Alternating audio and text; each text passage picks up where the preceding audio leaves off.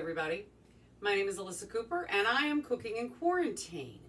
So today I am going to be making something I've made before, but it's so delicious and it's exactly in line with what I need right now. I talked about going to physical therapy and how great that's been, and so my physical therapist has asked me to stop drinking for a few days. So in order to be prepared for no alcohol, I'm going to make a lot of soups, a lot of delicious soups. So what I have here today is my friend Julie Stennis Rivard's famous and magnificent carrot jalapeno soup. So I've got everything prepared here, and we're just going to put the first bit of it together, okay? So I'm going to grab here my olive oil and give myself a couple of good turns there in the pan. And I'm also going to grab a little butter, because this does have cheese in it, so we're not going to be completely vegetarian or vegan or anything with this. So I'm going to go a little wild and crazy. And if I'm giving up all of my alcohol calories in a day, I can add a tablespoon of butter here and there to my diet, right? So I'm going to just go right in here and get myself a nice fat tablespoon. Plop that right in there. And then we're getting closer. Eventually that's going to fit in there. And so now I'm just going to turn on some heat and get it going. So this is a really simple and really delicious recipe. My friend Julie, as I said, she, it's funny, I think it's sunlight. It is. My friend serves it at her parties in little shot cup glasses, and people have always thought that it was some kind of an alcoholic thing when it's not. So there's that. So as this is warming up, I realize I still could use maybe a knife. So I'll get out my handy. As a matter of fact, I noticed that this thing wouldn't cut warm butter on a hot day. So I'm going to give it a few strikes with the hone and see if this will cut a little better than it's cut over the last couple of days. Although I do have to say that it's really worked remarkably, considering the fact that I have used it almost nonstop for the last almost a year. I can't believe that we're getting so close. I am, let's see, we're close to I think we're past 4 weeks. It's 4 weeks to the countdown from when I went into quarantine, and then it is not many days past that I started doing this show. And I have to say that I've had the best time doing this, and I hope we can keep it going as time goes by. So here's what I have here. I have chopped up about half of a medium large onion, and I've got about a cup of onion, and I've got a little less, maybe about a half cup of celery. And I'm just going to put that right in there. And here we go. And you hear it sizzling. Yum, yum, yum. And oh gosh, it smells great already. Butter and onion is really something special, isn't it? So we'll put that away. Give this a bit of a stir. Make sure everything gets butter on it and oil, and so that they can all start to cook and brown. So when I say this is a super simple recipe, I'm really serious. So we have here 5 ingredients: onions, celery, carrots, jalapeno, and garlic. That's it and stock, of course, for the base. And then we're going to come in and finish it with just a touch of cream. And the recipe calls for some cheese, which you can do or not do as you choose, because it is so flavorful. Of course, we're going to need our immersion blender to get this all silky smooth.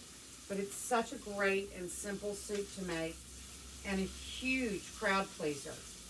When grown-ups think that they're getting a cocktail and they're really just getting a little shot of soup, you know it's a good thing, right? Not to go all Martha on you. So anyway, while this is cooking down just a little bit more, I've only just given my just cleaned out my jalapenos, so I'm going to cut them down a little smaller so that they'll be easier to cook and easier to burr up, right? There we go. Nicely done. I'm going to put those back in here with the carrots because they're going to go in a minute. And it's time probably to smash up a little garlic here. So I've learned a little trick recently, and if you cut off the kind of bulb end, it seems to make the fine papery stuff come off a little easier. And of course it's not going to work right here for me today because I'm saying that it's going to work better for you. But I find getting these skins off almost as challenging as it is to get off pearl onion, or actually cipollini onions. You know, pearl onions you can buy frozen. I love it. There's a dish I used to make with cipollini onions in it, and I finally had to give it up because I don't have the patience to clean them. So if you ever find them in the frozen food section, grab some and grab some fast. So I've got 1, 2 small cloves of garlic. My goodness, here we go. Okay, more garlic cleaned. I really should do this off camera so that you're not bored by this. Look at that. That's starting to look really nice over here. So let's turn this heat down just a little bit. Give this a little stir because that's starting to brown up a little bit. Nice. And so now that I've got that little touch of color on my onions, I'm going to give myself a little bit. This is some kosher salt here I have in my little, and you know, plenty of salt is fine. Unless you are on a specifically low salt diet. Now, we do have the jalapenos, so I'm not going to add my normal extra big lot of chili peppers because I don't want to mix up my peppers, right? Oh, see, that's doing exactly what it's supposed to do. It just slid right out. Beautiful. And now listen to all that stuff making noise over here. Doesn't that sound great? I think so. So I'm going to get maybe one more big old hunk of garlic out of here. I've got one more over here. Why not use them all? I think that makes good sense, right?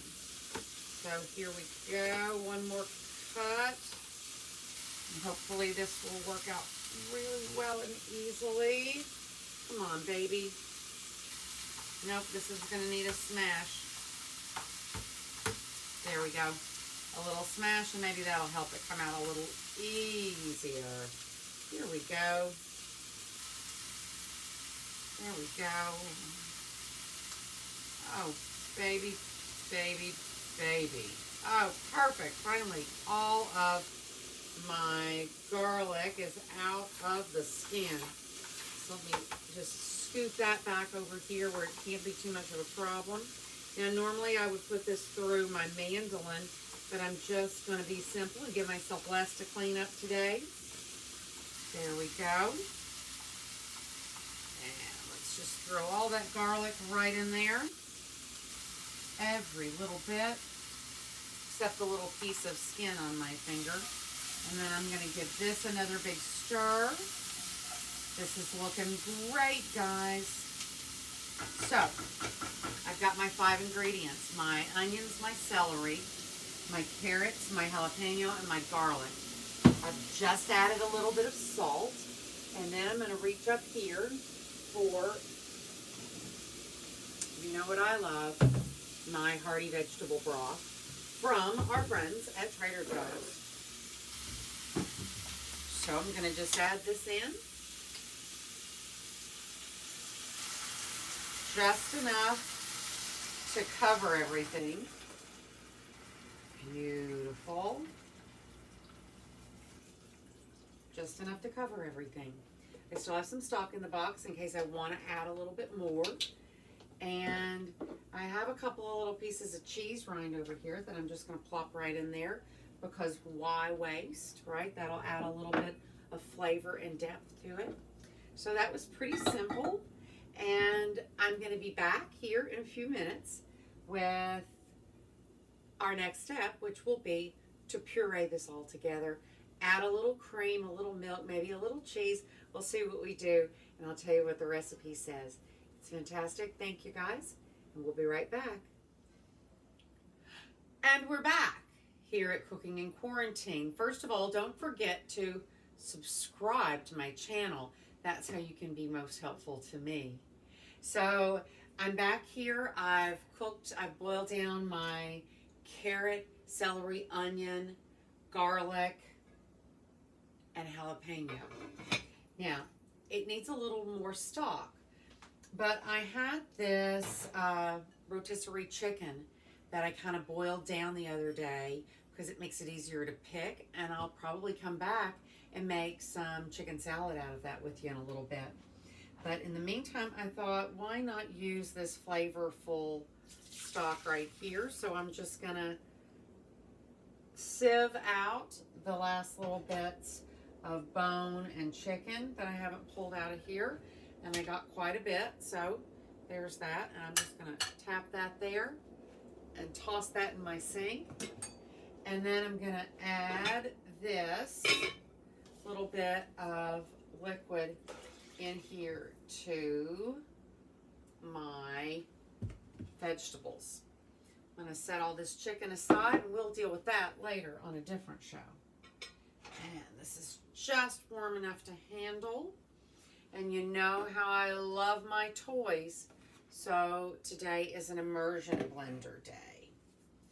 And let's undo my, I try to be really handy. That's why I have these silicone bands. I found them because they're made to like easily truss chickens with. I also have twine if you want to do it that way. But I find that because rubber bands get, you know, they lose their, you know, their rubberiness and kind of break apart. These silicone bands are forever. So I guess the longer they last, the less waste, right?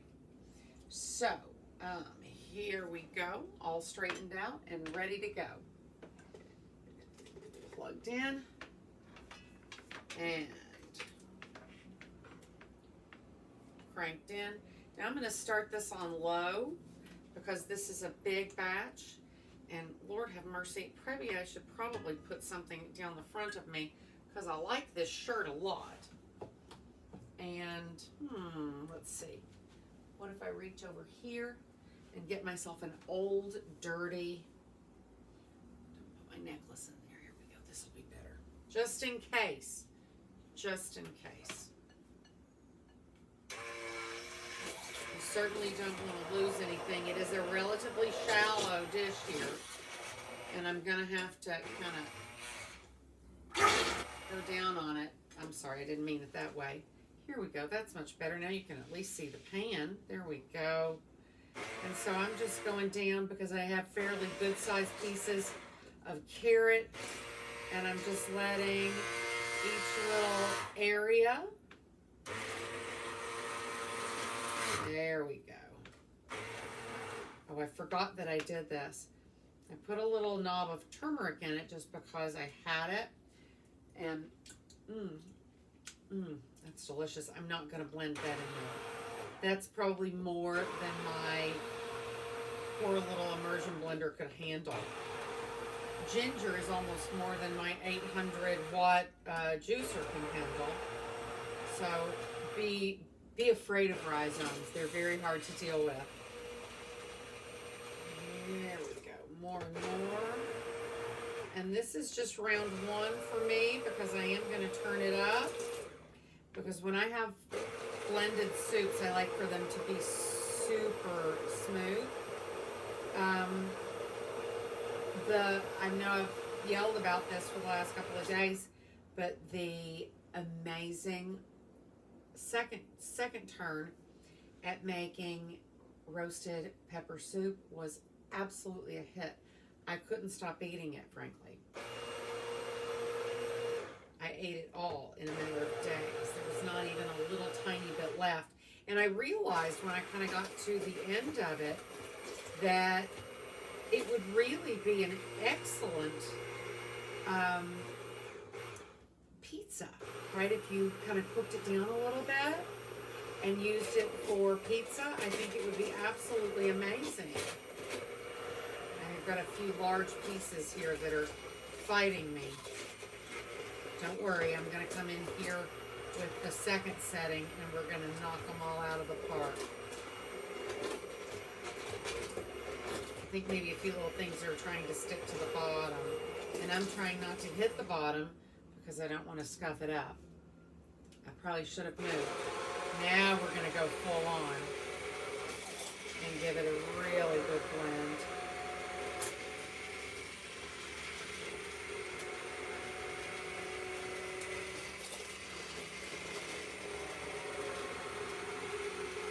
Oh, I love doing this. It's like, oh, so satisfying. All right, so this looks pretty nice. I'm liking the looks of it. And so, like I said, the recipe calls for, I believe, a half a cup of cheese and a half a cup of heavy cream.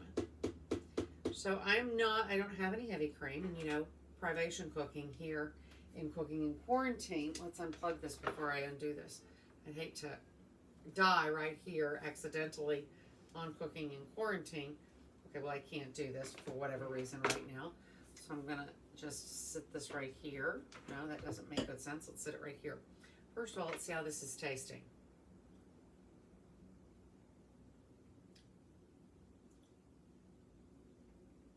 Oh, so good. But I can see that a little milk will thin it out really nicely, and a little cheese will add a little salt to it. So hang in there just a minute, and now that I know I'm not going to ruin my shirt, I can take this off, and I'll be back in just a minute. Hello, everybody. So we're back for the last step in perfecting this amazing soup. So I've already done it, put the immersion blender through it once, and removed all of the lumps, and it's really quite smooth here. So I'm going to I've got a little going underneath it. I've got the fire on underneath it. And I've got here, let's see how much cheese I got out of this. 1 cup here of cheddar cheese, just because that's what I had. You could probably use almost anything that you have that's a good melty kind of cheese, right? You don't want something that's gonna not incorporate into the soup itself, right?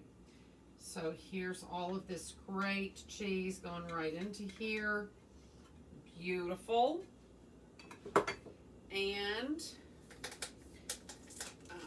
I've got, we need to add, it calls for a little bit of dairy and such, so here I'm gonna add this little tablespoon of sour cream, because, pardon me, I'm going to, and I should probably turn this heat way down. There we go. And I also feel like that my jalapenos were not as hot as I want them to be. So I'm going to add a little, let's call it a teaspoon of crushed red pepper flakes. Okay. And now I'm going to try to, using my immersion blender, fold all of this into my soup. So let me start here. There we go. Now I've gotten everything just down into there. And I hope that there's enough heat to help it to melt. I am going to turn it back to low. Pardon my cord. And I'm going to just run it through. Not near the bottom, near the top. Don't want to drag it through. You don't want to drag it on the enamel of your beautiful pot. Nice. Okay. Now I'm going to turn it to high. And I'm going to add a little milk to it. And like I said, it calls for cream, but I don't have any. But I'm going to pour this right into it. Just about a half a cup, I think. There we go. And now I'm just going to drag this through here a little bit and incorporate all, oh, it's looking so pretty. Oh, it's going to be gorgeous. The color is nice. Alright, I think we are looking at soup, boys and girls. So, I have a little bit of cheese still kind of sticking here in my blender head, but that is A-okay. So, let's set this right here aside. And then I'm going to use my sour cream spoon and see what it tastes like.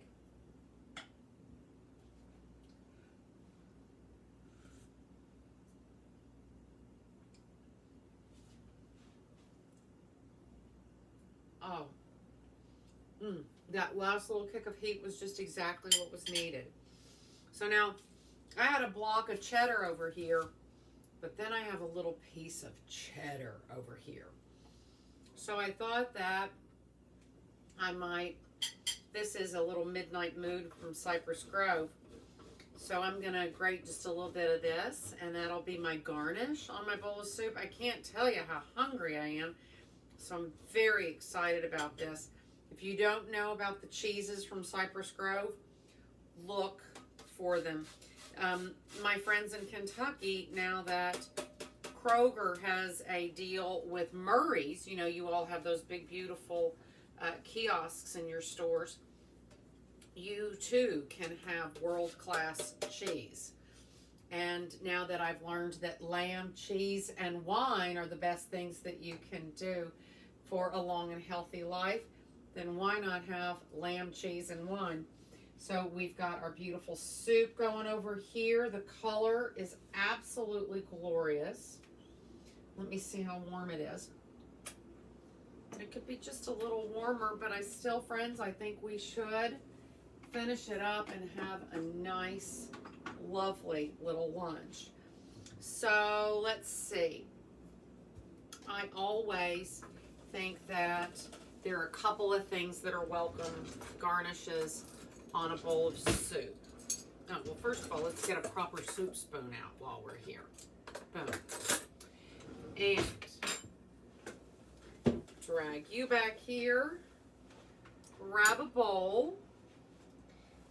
And let's get ready to make a nice, beautiful bowl of soup for lunch. It is, because it's probably well past lunchtime.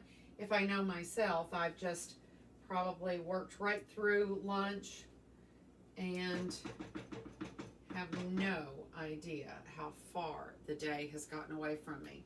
So let's see, I have a nice bright foolish green. Just give it a little, just in case it hasn't been washed in the last day or two. And I'm going to go right in here in the middle where it's nice and hot. And there's so many things that you could do to garnish this. I'm already thinking, wouldn't it be nice if I had if I had some bacon bits here? A little crumble of bacon would be nice on top of this. Anything green that you want to put on here, a little bit of parsley or something like that would be awesome. Like I said, a little bit of sour cream is always welcome, and you can kind of make it pretty if you want. So I'm going to put that nice little knob right there in the middle, and then I have some of the excellent cheese, and so I can put a little bit of that right there. And then let's see, just a little something for some green. I don't think anything in this little Italian seasoning jar is going to hurt anything, but it's just going to make it a little bit prettier. As I, there we go, there we go. I'm going to turn the heat off here, and I'm going to come up here just a little bit so that I can show you what a beautiful, beautiful bowl of soup. So anyway, I hope that you, in keeping with the premise of cooking in quarantine, are doing something to keep yourself healthy, get some exercise, get good sleep, eat beautiful food, and do something for yourself every day. But more importantly, find something to do for somebody else.